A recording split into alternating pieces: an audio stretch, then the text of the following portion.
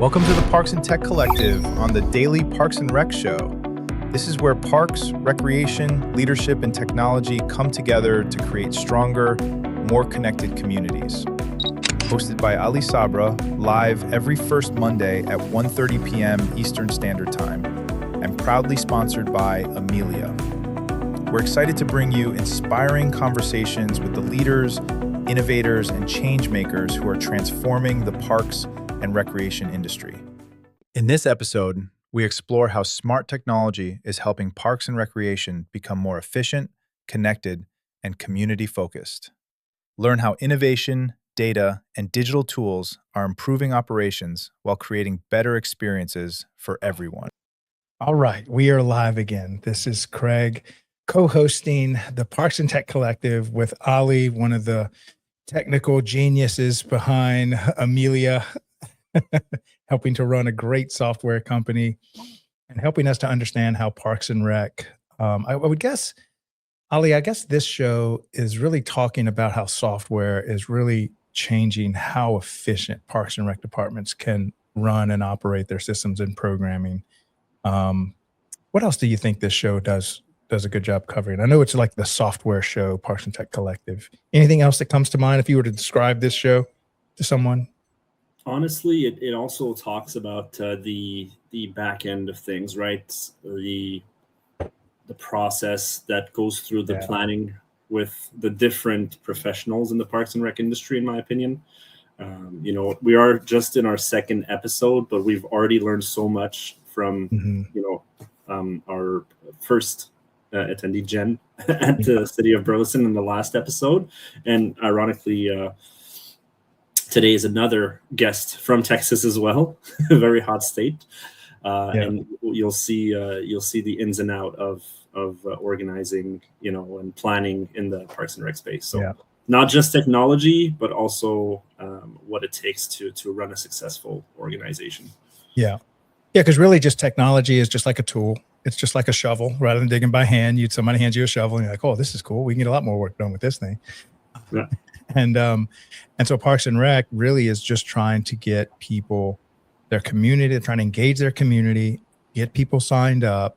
If you have 30 spaces for your adult chair yoga, why not fill them all up? Why instead of 5 people, get 30 people?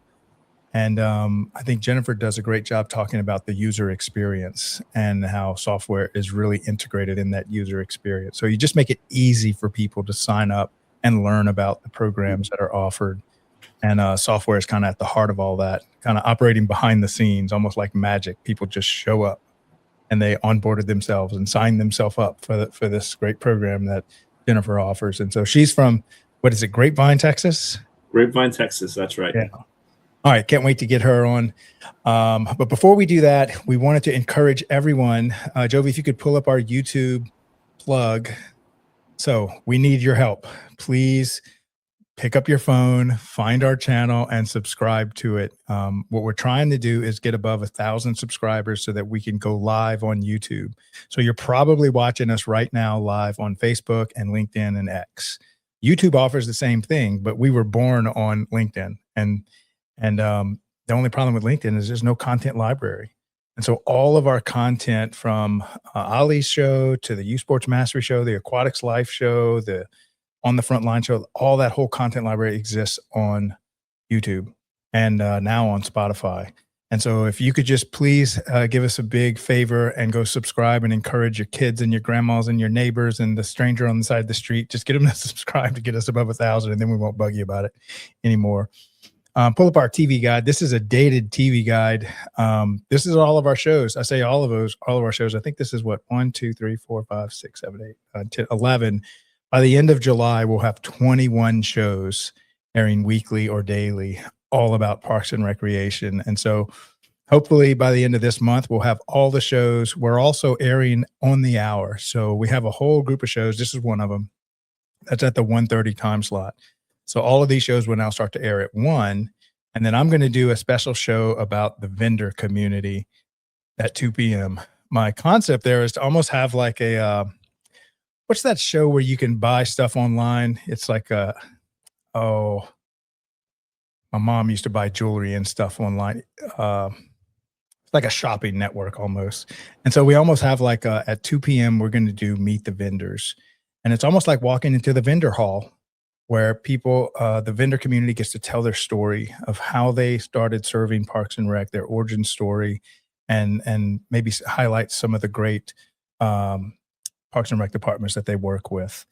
And so then we have a 3 p.m. time slot and a 5 p.m. time slot, which are almost full since we opened them up. I think we have Monday, Tuesday, and Wednesday booked for 3 p.m. and 2 shows booked for 5 p.m., all in an effort to create the next great network, just like ESPN caters to the sports industry. We're going to cater to the Parks and Rec industry, creating nonstop content for this industry because they're doing such beautiful work in every city and every county across America.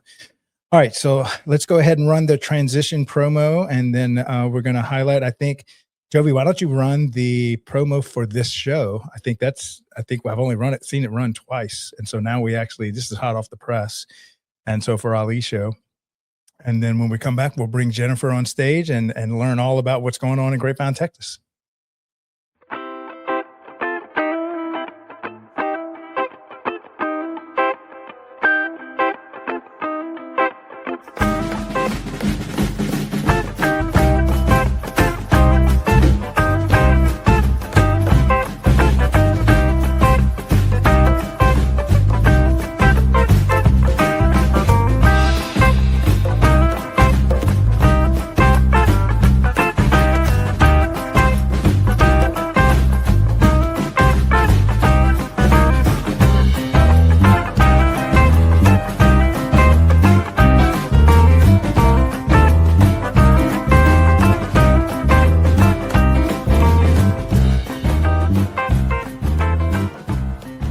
Technology isn't just changing devices, it's changing communities.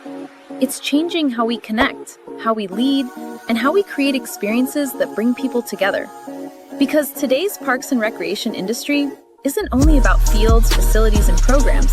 It's about innovation, smart systems, digital experiences, and the people transforming ideas into impact.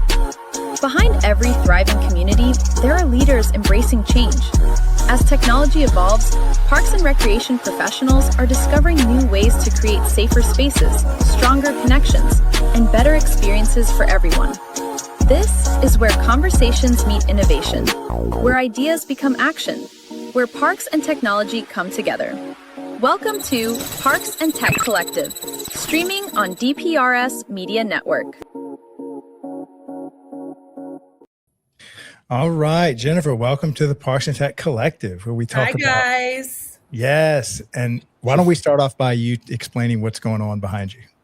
Oh my gosh, yes. Check that out. So that is so cool. Yes, I love this part. This is in our conference room, and it lays out all the amazing acreage, parks, trails, sport complex, playgrounds, public art that we offer here in Grapevine and that we have under our department. And in the middle is our logo. Oh, fantastic.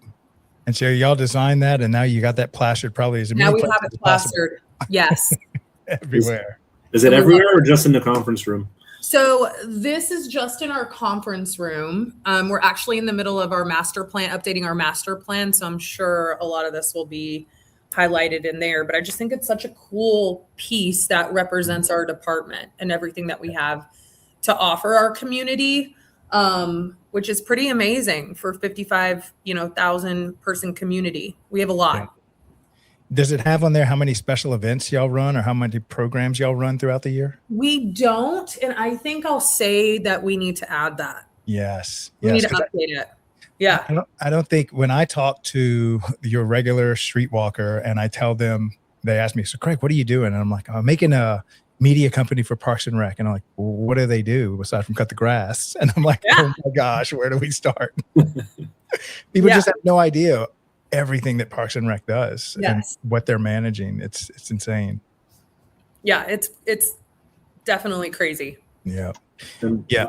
I recently learned something because with our conversation from our previous guest in the first episode with Jen from Burleson, I had found out that Parks and Rec also manages cemeteries sometimes. I had no idea. Oh, yes. So we had that conversation with her, which And just a few years back, on my end, I did not know much about the Parks and Rec industry, and I've learned so much in the last 5 years. And there's just so much more to learn about what y'all do and how you help the community, which is amazing.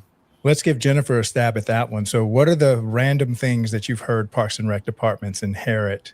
A great one is graveyards, cemeteries. Yeah.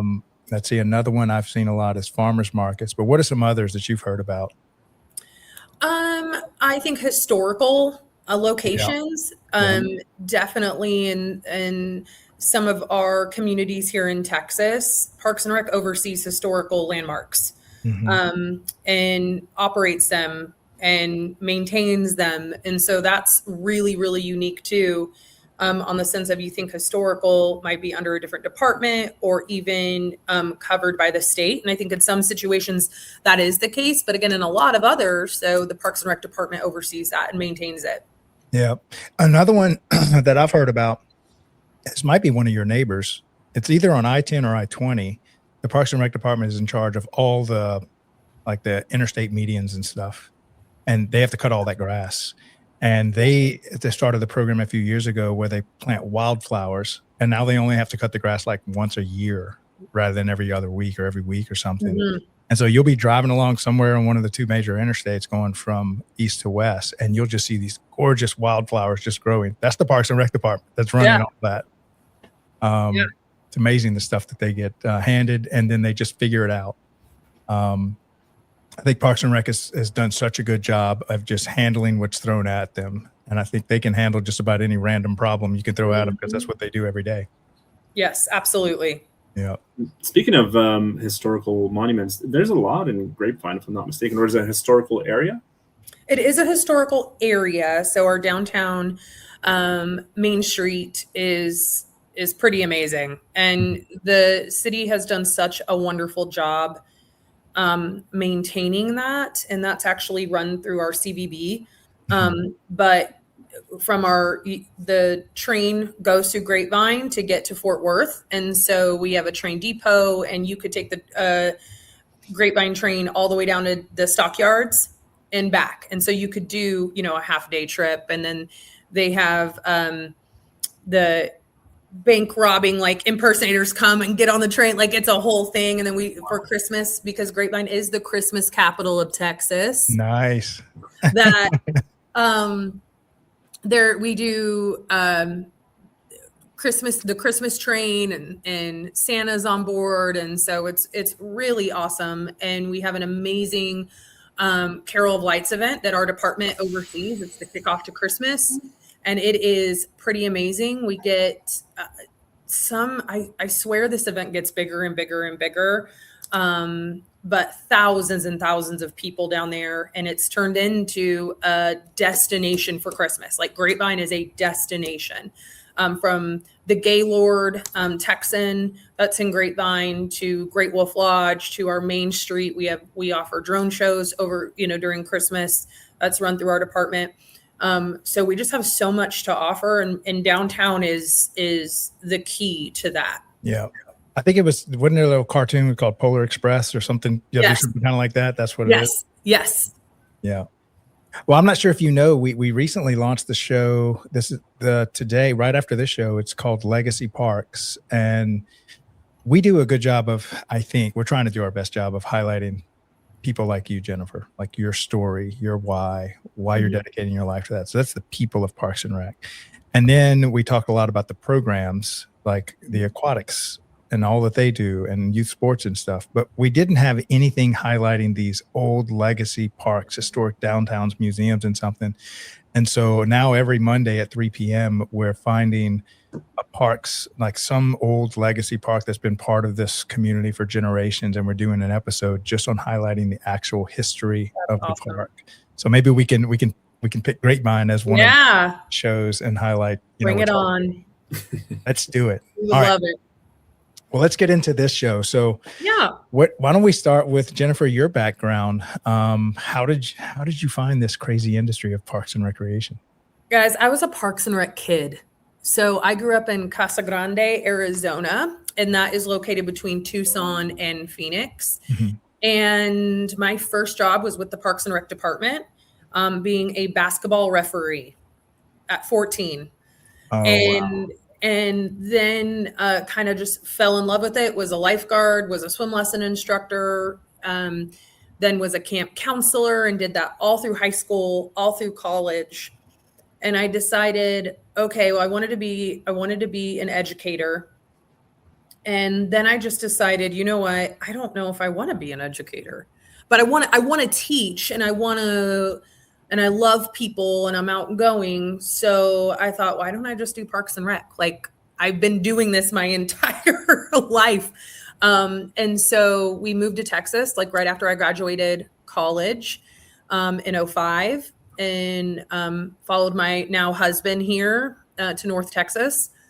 And I got the job with Grapevine Parks and Rec. Was my first like full-time municipal job at 25 years old, and started as a aquatics outdoor recreation and special event coordinator. Wow. Yeah. And That's so amazing. and then so worked kind of my way up, and was here in Grapevine for about 10 and a half years. And then I got an opportunity to for a promotion, and to kind of grow my learning opportunity, I would say, into other areas of Parks and Rec. And so I went to the amazing city of Hurst, Texas, where I was the aquatics athletics manager.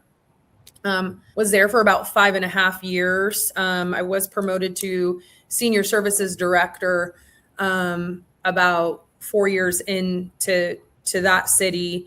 And so now I was like, okay, now I'm getting senior experience. And so working with the senior population. And then I was given an amazing opportunity with the city of Frisco, Texas, as their assistant recreation services manager, where I oversaw the recreation, seniors, camps, the fitness aspect. So I was over 4 divisions with them. Was there for about 2 years, and then I got a call that, hey, Jen, it's time for you to come home. Nice. So then an amazing opportunity came up with Grapevine, and I decided to come home. And so now I've been back almost 3 years, and I'm the recreation manager here. And so I oversee aquatics, therapeutic recreation, active adults, which is our senior population, and then the rec, which is our recreation center, and everything within that, camps, fitness, memberships. And so, yeah. So now I'm going on 20 years and a full-time in this industry, and it's crazy. I need to connect you with Ashley Thiel over there in Huntington Beach, California. Y'all, she's like your sister. I literally, when I hear you tell her story, she started out in basketball sports officiating. That's how she got her exposure, and then had almost the exact same, life journey through it. Funny. She was episode number 605 last week.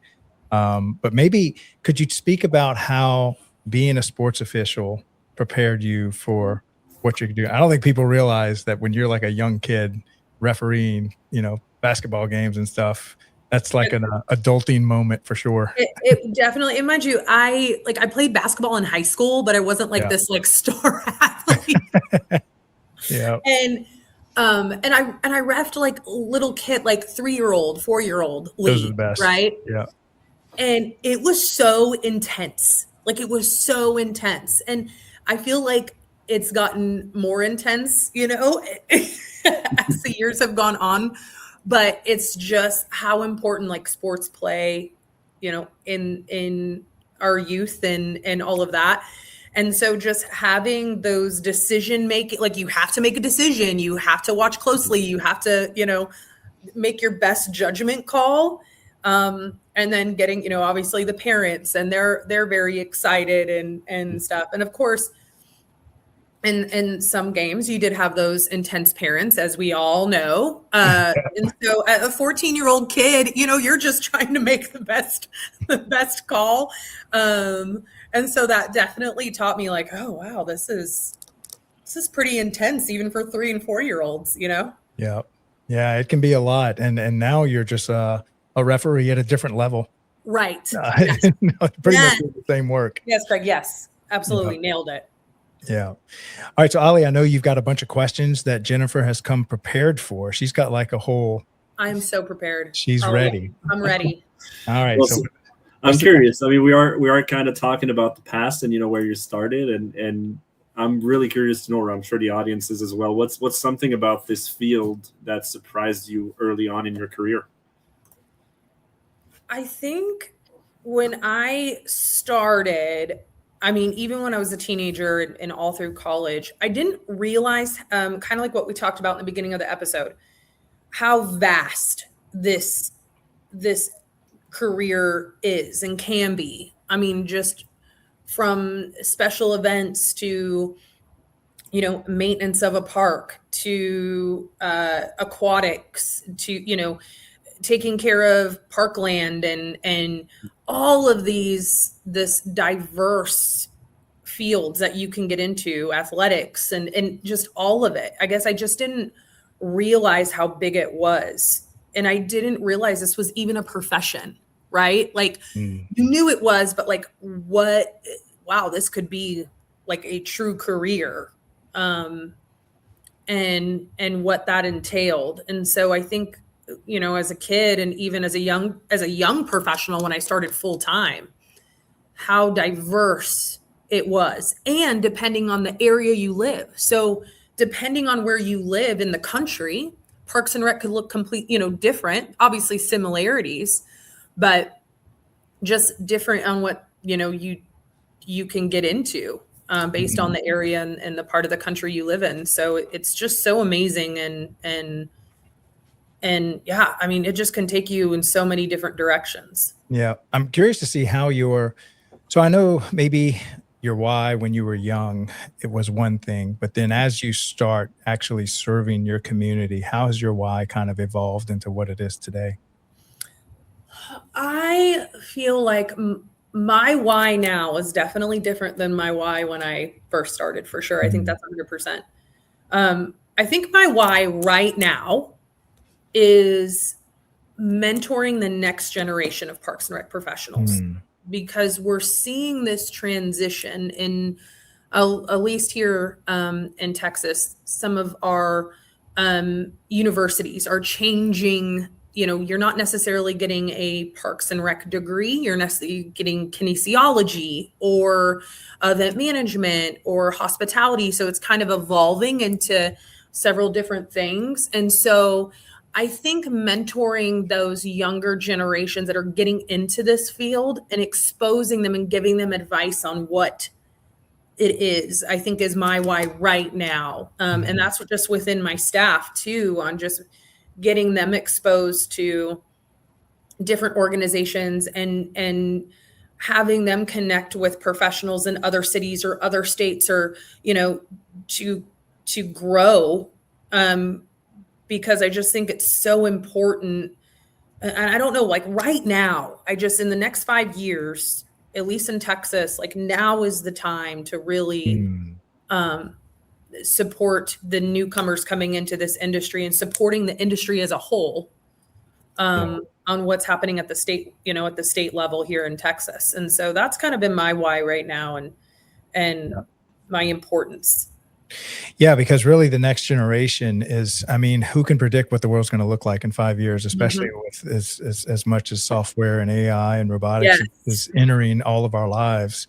It's almost like, man, I'll give you the best I can for now, but the world you're going to be facing and in Parks and Rec 5 years from now, you almost have to be, I think adaptable is the greatest superpower of a Parks and Rec professional, is be adaptable, learn on the run, and just adapt with the changes.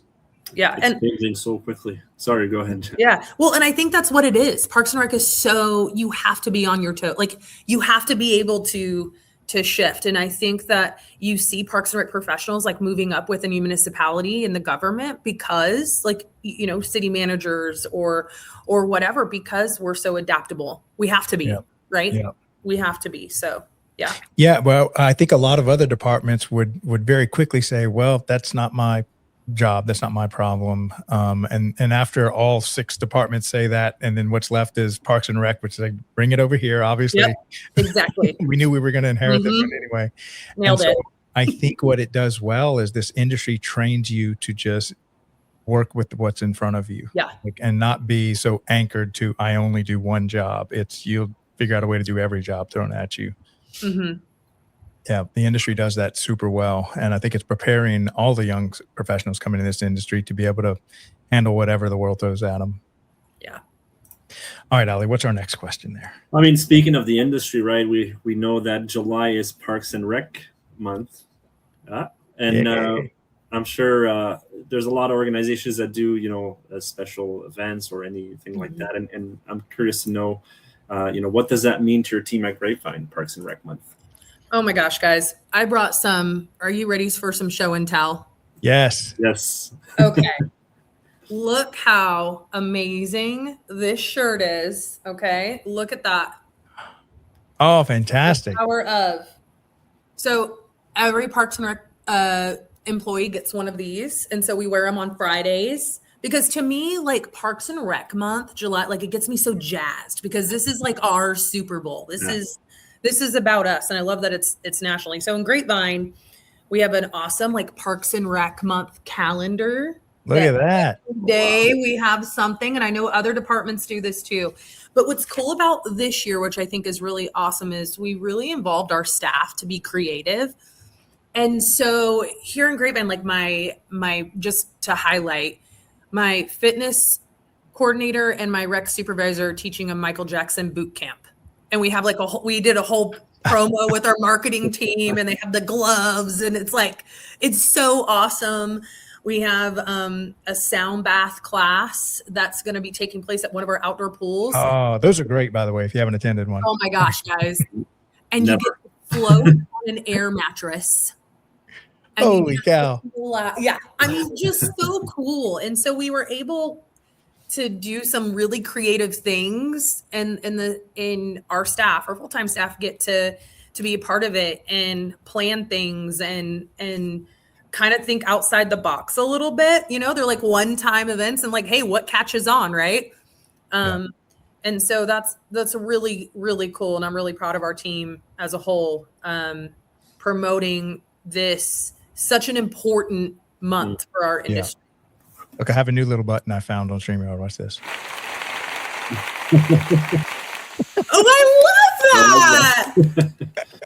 You got to tell me where that one is. That's right. That's in celebration of Parks and Rec month. How long has Parks and Rec month been around? I know is this is the first I've heard of it. Has it been around for a few years? Yes. Yeah. I think I don't know why COVID, maybe before COVID. I don't know exactly, but that would make sense that COVID was that gave birth to it. It was kind of around then. Yeah. That it really like kicked off. The NRPA really kicked it off, and it is. I don't know. It's all from proclamations, and it just brings it gives us an opportunity to bring it to the forefront in our local communities and nationally, which is really cool. And why is July such a big month that the people outside of Parks and Rec don't realize that July is go time for Parks and Rec departments? Maybe explain to someone not in this what happens in July, what kind of gets kicked off. I feel like I came up with something the other day when I was thinking about this podcast, and like what July is and like what Parks and Rec is in the summertime, because that's when families are looking for things to do, and they have their free time, or they're off from, kids are off from school. And so the summer is really like our Super Bowl, really. And it's 4 months long, depending on where you are in the country. And I just feel like July, especially, it's just so much beautiful weather. And you really get to highlight like what Parks and Rec brings to your community. And we're the memory makers. Yeah. Like, we are the memory makers. And when I thought of that, I was like, oh my gosh, yeah, we are memory, because I'm just thinking about when I was a kid, or, these facilities that we have, and these, for example, pools is like a really hot thing to do in the summer. Hot topic, and cities, in communities, have them all over the country. And so, these facilities become such a memorable experience for a child's growing up and their childhood. And so, those can be generational. Yeah. and those and so meaningful. And so I was thinking about all of that, and yeah, we're just honestly, we're the memory makers. We here to provide opportunities for fun and play. Yeah. Yeah, and I think some of the big flagships that happen in July or maybe a few weeks before July is a lot of aquatic centers. This is their day one. They're reopening up, so they've got all the lifeguards, all the swim lessons, Yes. pools are open up. Obviously, summer camp that's summer. It's starting in July, Mm-hmm. and then the kids are off of school. So now parents are like, "What can I enroll my kid in to kind of take care of, occupy their time in a good way?" Yep. And then, of course, you got the big 4th of July celebrations, which is typically sometimes the largest celebration that a Parks and Rec can put on is their 4th of July celebration. So, yeah, a lot of stuff happening in July. That was a perfect month to pick. It is sometimes the busiest time in any Parks and Rec department. And it's also the halfway point, right, Jen? Yes, I always say July is the halfway point, at least for Texas. At least for us in Texas, it's like the halfway point because the kids start back in school, first and second week of August. So we're just like, okay, we're halfway there. It's our halfway point. So once like 4th of July hits, I get real excited. I was okay. We only got just a couple more weeks, at least here in Texas, in North Texas, I can say.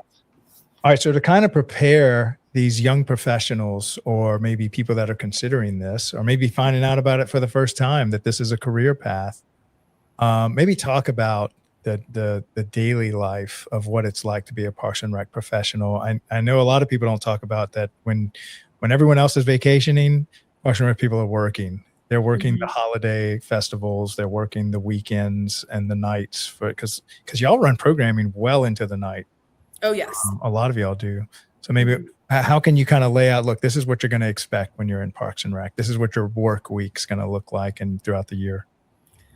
Oh my gosh, I think you nailed it. That we provide a lot of activities and fun, for people. And I mean, I feel like you don't know what to expect every day. Every day is going to be a different day. You might have your core things that you do within your job or, within your position, but things pop up all the time and you have to be able to pivot.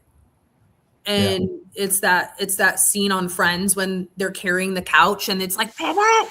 I always show it to my team because that's what you have to be able to do is pivot. And if this doesn't, or if this comes up or there's an issue, and so that's how I describe my day. I check in with my teams, see how things are going. We have our daily activities, our daily fitness classes and camps and what field trips we have this week. And, our from our summer camp field trips to our senior field trips or therapeutic, rec activities. And so checking in with our teams and then, honestly, being able to assist and do things to support them is what my role has been in this role that I'm in now, is to really be a support and be able to take on those some of those pivot moments. Right. And do that. So if you're looking to get into this profession, it is so fun. And you're also like, it's fun. And honestly, it's gosh darn it, it's comical because some of the things that come up, you're like, what? Like, really? It's like the Parks and Rec comedy. And people say when I introduce people like to myself or, oh, what do you do for a living? Oh, I do Parks and Rec. Is it like the show? And I said, yes, I'm Leslie Knope. Right. It is. It is. And I was so excited when that show came out because I'm like, this hits home. Right. Oh, I love it. And so yeah, just being able to pivot and be on your feet, but it's exciting. It's not boring. Yeah. No one day is the same. And it's never boring because you're impacting people, you're working with great people. So yeah, Yeah. Yeah, if you're looking for the same monotonous assembly line job where you're just mind-numbing, moving the point A to point B, that might not be the career path. This is not But if you're looking for excitement and adventure and a different challenge every day and serving the community, you may have found home if you come to Parks and Rec industry. Let's go ahead and take a quick commercial break. We blew past the halfway point, but it was just Jennifer's doing such a good job. I'm gonna let her cook. So we're going to, I think we have one for Amelia. I'm not sure if we have a commercial yet, but I know Jovi's got some promos picked out. So let's go ahead and run those, and then we'll come right back and finish up our conversation with Jennifer. In today's parks and recreation industry, communication, safety, and efficiency go hand in hand. That's where Outdoor Link comes in, delivering smart technology that empowers city departments and community planners to do more, smarter. Outdoor Link's platform connects and automates everything that keeps your parks running smoothly, from lighting and locks to signage, water features, Wi-Fi, and digital advertising. Control and schedule park lights for safety and energy savings, remotely manage facility access, coordinate fountains and splash pads, provide public connectivity,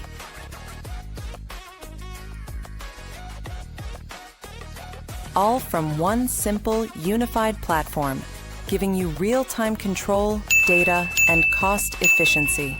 For parks and recreation agencies, that means safer spaces, smarter resource use, faster responses, and stronger community engagement.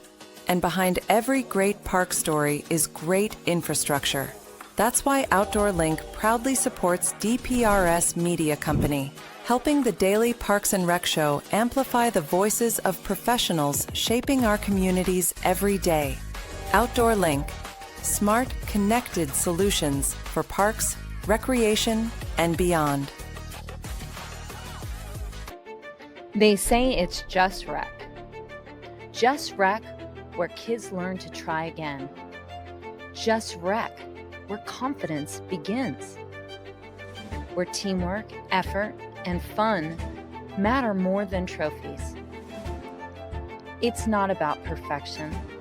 It's about participation. It's not just rec. It's where kids learn to love the game and themselves. It's just rec until they learn teamwork for life. It's just rec, but it's everything to them.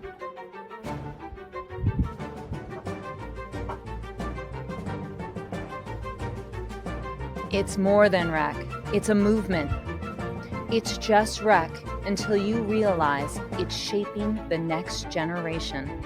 Together, we're not just running programs. We're building a culture of confidence, connection, and community. Join us. I love that part in Aaron's promo for the U Sports Mastery Show, where they've got all the little kids hurting around the soccer ball, kicking it back and forth. To me, that's the awesome. best. That's some of the best parts of Parks and Rec. All right, so what's our next question, Ali? Yeah, I mean, we've been talking about how you said the word Super Bowl a couple of times, Jen. In the discussion, and really curious to know about the team spirit and the culture during the summer surge. Right now, that we're at the halfway point, and how do you keep the morale high when everyone is running at full capacity in the summer? Oh man, so every week I have a team huddle, and it's I get all my full-time team together once a week, and I try to do it at least twice a month, where we do a team building activity or we get out of the building, because we have to kind of step away for a second. We have an hour together. And just last week, we went to our library, which is right next door, and they have one of their librarians teaches art. And so she put on a whole class for us. And we just painted and did this really cool like mini craft painting activity. And we were able to meet and just talk and have fun and just kind of like take a break from, just like you said, the surge and the pressure, I guess, of what summer brings. And then just sometimes to just have a game. Like, hey guys, we're going to go to the gym and we're going to play this ridiculous cup game where you're going to have to catch it. Silly, So I try to do that at least twice a month and just make sure that we're checking in with each other. Additionally, I feel like our department does a really, really good job with team building throughout the year, and especially in the summer. And so as a department, we do team building activities and not all people could maybe make it, but we just did a cookout at our lake, at one of the pavilions. Just, hey, we're going to kick off summer. We're going to grill hamburgers and you just come out and kayak, And so as a department, I feel like we do a really, really good job of that, just to make sure that we're connected and supporting each other, and do that throughout the whole year, but especially in the summer. Yeah. One thing I discussed with Sean, the show right before that, Sean DePaulo over in Brownsville, Texas, go watch that episode. It's amazing. But one thing he noticed was he has his parks maintenance staff, and they had a certain skill to be able to handle all the different work orders that are coming in. And then he's looking at this massive wall of deferred maintenance and the problems that needed to be fixed. And he saw that there was a skills gap that, if we could just train our in-house professionals to be able to do those skills like welding and electrical and stuff. And so he partnered with local VOTEC schools and universities and hospitals to basically upskill the entire park staff. And so the way you were talking about that team building exercise is just how Parks and Rec invests in their staff to try to upskill them along the way while they're running a Parks and Rec department. Are there any other cases where y'all kind of add to the skill of your Parks and Rec staff? Yeah, actually, that you say that, part of our huddle meetings is we go and interact with other divisions within our department. So, for example, our Lake Parks team, we went out there last month and a half ago. We just built this awesome building on one of our lake parks, and where they're having their Dove Creek Day Camp and other activities that we're able to hold now year round because of it. And literally went out there and met with them and learned about what their division does and how important this building is to expand what we offer for our department. And we did that with also our parks team and went out and just said, hey, we went out to our ball fields and, hey guys, this is what they do. This is what we're learning on just how they stripe a field, making sure we're providing those opportunities within our department to just go out and learn what they do and like be out there with them. It's a big part. I'm a visual learner, so I want to see what people are doing while I'm doing it, Yeah. Yeah, it really is an important, and I think a lot of Parks and Rec departments do a very good job of increasing the skill set. So a lot of times we look at Parks and Rec, you don't get paid a lot, but there's more ways than one to compensate your staff. And I think a big one is, am I personally improving, the value I bring to any market?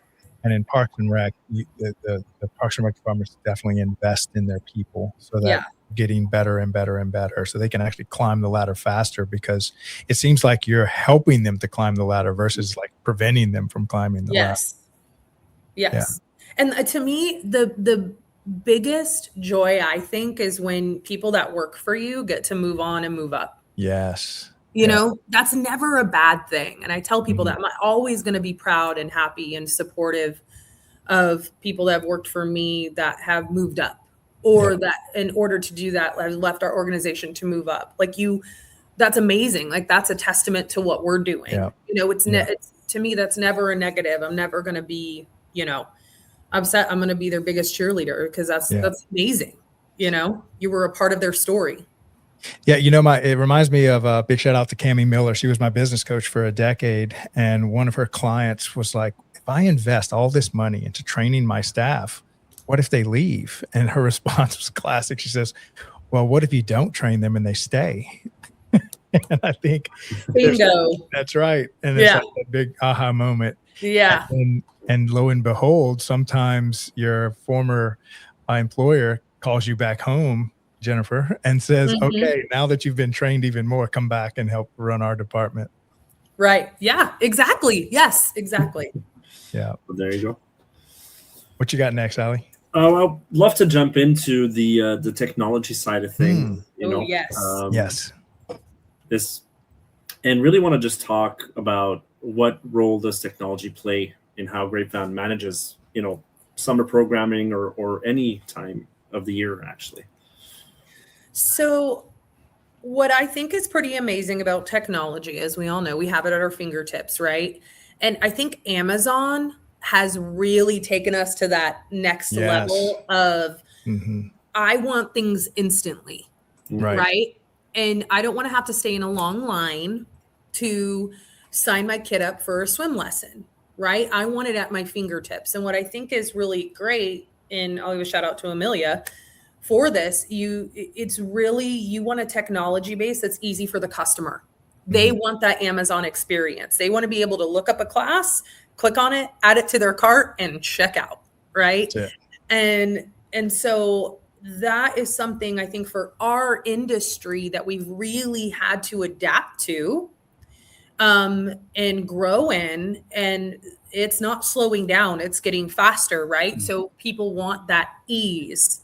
From looking at, before it was a huge long catalog, and people still like that. We still have we call it our playbook, our Go Grapevine magazine. That's still really important. People want to have it in their hands, but when they go to register, they want it to be online and easy. And I will say that the technology, especially where Amelia has gone, has made it to the end user like that Amazon experience. We want it to be at ease. And so that's been a really big part, especially the last 5 years, that we're going to that. And it's integrated well with our website. You want it to be, super easy to find. And I think it's definitely worked well for us. And we're still, adapting and learning on all aspects of technology, from our check-in software that we implemented last year for our child watch to a new fitness personal training app. So clients can come in and easily pick their trainer in their time, that we launched this year. So it's Parks and Rec and technology have to, go together to make it work for the end user, and it's worked out really well. And I'm excited to kind of see where it goes, because it's just going to get even better, right? Yeah. And I think quoting Jeff Bezos from one of his interviews, I remember him saying, it's so hard to anchor your company in an ever-changing world because you're afraid you're going to anchor to something that will be irrelevant down the road. So he said, what are the things that will never change into the future? And he said, well, they're going to want cheaper products delivered faster. I don't ever remember somebody calling saying, this wasn't expensive enough, please charge me more, or take longer to get this package to my doorstep. And so with that in mind, what are the things that you feel like are never going to change in Parks and Rec, and how you kind of communicate with your community? I think what's never going to change, I think, is the amount of information going out to the public is going to be constant. Yeah. Because I think that's the world we're living in, from social media to our website. Everything goes hand in hand. And I think we've now laid that foundation I would probably say it's really amped up the last 5 or 6 years since COVID. I think COVID really changed how we communicate and on all kinds of levels. And so I think that's never gonna go away now. I think we've definitely hit that stride. And so just the amount of information given from, sending out email blasts, right? Yeah. Just the fact that we were closed on the 4th, to social media, to our website, how all of that is connected and giving out information in the different ways. I don't think that's going to go away. I think that's just going to continue to be enhanced and needed. Yeah. And I think another thing, people are always looking to belong, to take part in a community event, or to connect with little, young athletes. And so you see a lot of these relationships that started in Parks and Rec when you were in third grade are now standing in your wedding when, 2 decades later. Oh yeah. And so your community is always looking to connect, to belong, to be active, to be out in nature. And I think, that's the to me, some of the primary functions of Parks and Rec. And so I Right. think a company like Amelia and what Ali and his team does just almost makes it to where, like on Amazon, stuff you want that they knew you were going to want just shows up. And you're having to do as little work possible to Yes. sign your kid up for the fitness class or for the after school care, and not have to be some IT specialist to sign your kids up. And Yes. that's Yeah. what Yeah. they You do. want the ease. Yeah. Absolutely. Definitely. And for sure, that's, there's a lot of ease of use, for the parents as well. And we're curious to know, how has your team's experience with, the Amelia software shaped the way you approach the back end side of things as well? I would say, as Amelia has developed, because I think we were one of your first clients in Texas. And I think it's evolved in a really unique way. And it's definitely made it easier on my team as things have developed. So for example, like the reporting tools, as Parks and Rec evolves in the next, like I mentioned before, in the next 5 to 10 years on some of the challenges that we're facing, data is going to be really, really important on telling our story. And what I think Amelia has done, which is a really good job, and I think it's still evolving, is the reporting aspect and that data driven, which I think on the back end has helped my team because of the way it's set up, because we need to have that data to tell our story. And I think that's been really helpful, because I know for our organization, data is really important, from evaluating our programs to what's being, that tells us the success rate, right? Is if it only has 2 people registered for the last 4 months, right? We got to maybe look at it and change, or is that an offering in our community that we really need? Or is that offered somewhere else? That maybe we need to look at offering something else and something new. And so, I think that Amelia's done a really good job in expanding those resources for my team on the back end, because I use that data to help tell our story. Yeah, because it also probably helps you maximize your facilities, because whether 2 people show up or 30 people show up, the room's booked. Correct. And so is there a way we can kind of combine shows or combine programs, or maybe not offer them 5 days a week, but 3 days a week, and introduce this new program? Yes. Yeah. And sometimes patrons, they want to see, this class is almost full. Wow, let me sign up before it's too late, right? They don't want to, there's 2 people out of 30. I'll wait a bit. Maybe they want to be with more people as well. Right. I've done that a few times before as well. And, we talked about, for the patrons, for the back end, side of things as well. And curious to know for your residents, what's the invisible workload that they don't see, and how has software helped carry some of that weight? That's a good question. Oh, that is a good question. Yeah. That's a good question.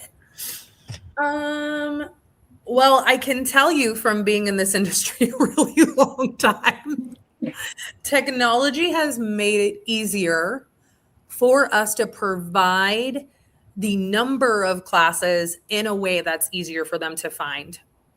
I mean, hands down, instead of the doom scroll of just scrolling after class after class after class after class, and it's time. I think the technology aspect, what Amelia has done, is you could really narrow down with the filters and things like that of what you're looking for. You have a 9-year-old, you want to, sign up for karate, and these are the times. And so you can use that filter ability to help narrow down those classes. So you're not having to, scroll a million pages to find the time in the class that you want. That's neat. And so it's kind of like how Amazon knows you have dogs. And so they're saying, well, do you want dog food? They're not offering you cat food because you don't have cats. So I imagine Amelia can say, well, this one account has 2 girls, 1 boy, this is their ages, and then they can show them the stuff they offer for your children. Is that kind of what you're alluding to? Yeah, in a way, absolutely, yes. Yeah. And it just the same as you click on the button for karate, because again, the way it's designed on the back end, it's super easy. You click on karate and you click on, okay, there's 7 different karate classes. You click on, the one karate class, and now it's broken it down into even further where it's easy to find. So you're not having to your point, you're not having to scroll or look, and it's really adaptable. And again, we do have the filter feature too, which has been really helpful, I think, on the user end of things to find stuff. All right, Ali, what's our final question? And then I have a question from my previous guest, which was Sean. So Sean left a question for you, Jennifer.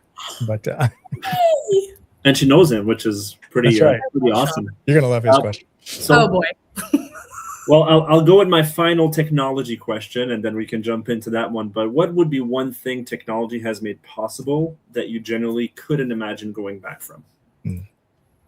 Oh, that's a really good and hard question. Ooh, could never go back from. I think the, how do I say it? The speed of how we get information. Yeah, that was going to be my never answer. going to be slow again, guys. It's never Right. going to be slow again. It's only getting faster. It's just getting faster. And I think we've just adapted to that as a society, right? Yeah. And so, yeah, I just don't see us ever going back. Yeah, it's almost like this irritation now when I put something in the search engine and my phone takes a half second longer. Yes. I get aggravated. Yes. I'm like, what kind of shady operation are we running? Or you're trying to watch sports, the World Cup on your phone, and then it's like, it's 2026. Why is it buffering? Yes, Right. exactly. Right. I'm on Wi-Fi. The buffering, Yeah. Oh. We expect so much. Like once you show us how something works well once, that's the standard now. From this point Exactly. forward. Yes. It's 100%. that instant Yeah. gratification. Okay, so here's my question from Sean. Okay. It's a fun one. He says, what is the most comfortable shoes you wear so that you can feel that you can work all day doing all the stuff that a Parks and Rec professional does? Okay. Are you ready for this? I have them on. I love it. The Skechers slide in. Oh, fantastic. The Skechers slides. Mine are a little dirty, but this is what's great is you just slide your foot. You don't even have to tie it. You just slide it in and slide it out. Like it's on the go. That's Those are right. The Skechers slides. Game changer. I have them in That's it. 3 different colors. And you're going to be running all day as a Parks and Literally Rec all professional. day. I just slip them on and out the door I go, or I'm out by the pool, working at the aquatic centers. And I have my sandals on and I just slip right in. Yep, this Skechers slides. I should get a cut from Skechers slides now. I know. We need to bring them on as a show sponsor. There you Yeah, go. as a sponsor. What question would you like to leave for my next guest? Oh, me? Yes. Oh. It can be anything. We've had Okay. serious questions. We've had, if you were a piece of playground equipment, what would it be and why? It's crazy. The Oh my questions. gosh. Okay, this is a good one because I think this tells a lot about a person. Mhm. If you were an animal, what animal would you be? Oh, I love it. Okay, you got to give me your answer to this one. Okay, are you ready? Yes. I'm a shatigra. It's a made-up animal. Are you ready why it's shatigra? Because it's shamu and a tiger mixed together. It's more of an orca, right? An orca. But it's mixed together because I love the water, but I'm also a lioness, right? Like you have to be able to be water on land and speed and I don't know. It's a made-up animal, but it's shatigra. I can't wait to throw that one at my next guest. I'm going to be like, live. Shamu, because I love the ocean to swim, but a tiger, because I'm fierce. That's it. Straight out of Grapevine, Texas. Jennifer That's wants right. to know what animal Tigra. would you be? Tiger, I like that. Fantastic. Well, Jennifer, thank you so much for coming as a show guest on the Parks and Tech Collective. Really appreciate all the work that y'all are doing. Tell your whole department we said thank you. Keep up the great work. Y'all are setting a great example for the rest of the country. Thank you guys. So excited to be on. Thank you so much for the ask. Thanks again, really Jen. appreciate it. Halfway through the summer. That's it. Yes. That's it. Happy Parks and Rec Month, everybody. All right. Y'all take care. Bye. Take care. This episode is brought to you by SDSU's Sports MBA program. If you're passionate about sports and want to work in the women's sports industry, then this is the time to pay attention. SDSU's program is 12 months accelerated hands-on learning where students have actually gotten to work with teams like the San Diego Mojo, partnered with the Farmers Insurance Open, and visited headquarters like the Upper Deck or Callaway Golf. It's built for people who want to be in rooms like that. So if you're interested, deadlines are approaching. Learn more or apply with the links in the description. In the parks and recreation industry, attention is limited, but influence is everything.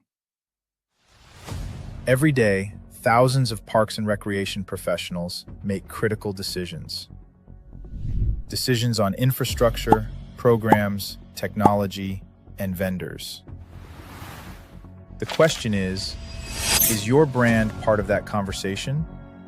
DPRS Media Network was built to answer that question. We are a dedicated media ecosystem focused exclusively on the parks and recreation industry in the United States. Through a network of daily and weekly shows, we inform, connect, and influence this audience. Our distribution spans multiple platforms: LinkedIn, Facebook, YouTube, X, Instagram, plus email campaigns, newsletters, podcasts, and live event coverage. This is not a single-channel strategy. It is a multi-platform media engine. Today, our network reaches over 214,000 connections, including 51,000 on LinkedIn, 64,000 on Facebook, nearly 40,000 email subscribers, and thousands more across podcast and social platforms. While some audiences overlap, our true value is not just reach, it is relevance. We speak directly to parks and recreation directors, program managers, and industry leaders, an audience that is highly targeted and actively engaged. Through DPRS Media Network, your brand integrates seamlessly into this ecosystem. Through sponsored show segments, targeted advertisement placements, podcast features, and host-read promotions, even custom-branded content. Not as interruptions, but as part of the conversation. And we don't just operate online. We attend over 15 major parks and recreation conventions each year, reaching more than 24,000 professionals in person. Through live shows, interviews, and on-site media coverage, we position our partners at the center of the industry. Every piece of content we produce is amplified across our entire network. Multiple shows, multiple hosts, multiple platforms. Your message doesn't appear once, it multiplies. This is more than advertising. It is strategic positioning within a trusted media network built specifically for the parks and recreation industry. If your goal is to reach decision makers, build credibility, and stay top of mind, then it's time to partner with DPRS Media Network. Apply for partnership or sponsorship today. Let's position your brand where the industry is already paying attention.